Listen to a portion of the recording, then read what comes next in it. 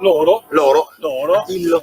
è già stato introdotto il tema ambiente fiumi, che volevamo leggermente approfondire con Alessandro, che è rappresentante del Forum regionale dei contratti di fiume, che anni e anni di battaglie su questo fronte in avanti, altrimenti sei fuori scala.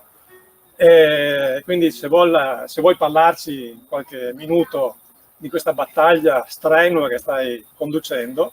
Beh, non sono da solo, dai, stiamo cercando di creare delle alleanze con tutti quanti i volenterosi, con tutta la comunità, con tutte le associazioni che vivono nel territorio, con i pescatori, con gli agricoltori, con tutte le associazioni ambientaliste, con chi come Planeta Sicuro si impegna, ad esempio, sul tema della sicurezza idraulica e geologica, come dice il professor Dal Paus. Ecco. E tutti insieme cerchiamo di dare forza a questo movimento che si chiama il movimento dei contratti di fiume. Siamo qui non solo per manifestare l'urgenza dei temi ambientali, che si possono declinare in tanti modi, no? Noi tutti vediamo l'inquinamento, tutte le cause, spesso anche di origine antropica, che avvelenano la nostra vita, il nostro ambiente, il nostro territorio, no? Anche il tema del surriscaldamento globale lo stiamo vivendo, forse un po' di più questa sera, vabbè. Però l'altro tema, l'altra urgenza è quella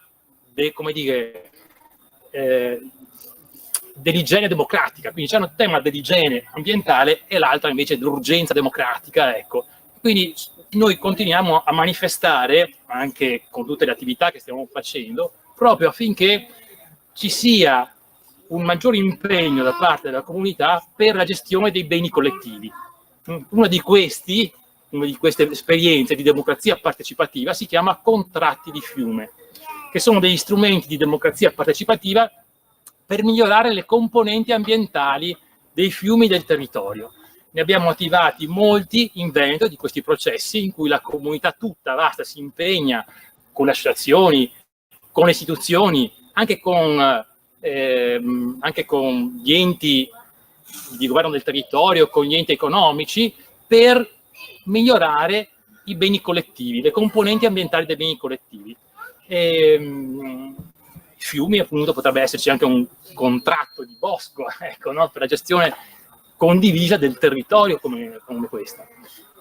I contratti di fiumi in Veneto ne sono stati attivati molti, ma molti di questi poi non vengono portati a termine.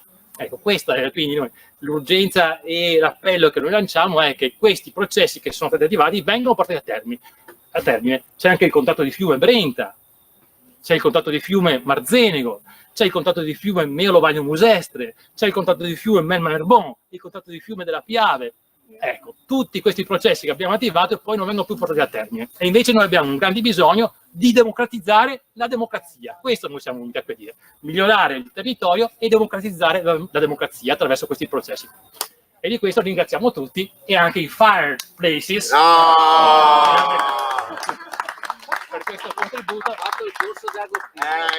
Grazie per averli nominati. E anche per averci dedicato questa bella canzone con cui noi inauguriamo e concludiamo le nostre puntate, che si chiamano Pillole d'ambiente, che vanno in onda ogni giovedì sera e qualche volta anche il mercoledì su radioscience.it. Quindi noi ringraziamo anche Rosario Moreno che ci ospita, che è il nostro editore. Ciao Rosario, ciao Moreno. Ciao Rosario. Adesso vi lascio il posto e vi ringrazio tutti quanti. Quindi, ciao. il tema fiume, il tema acqua non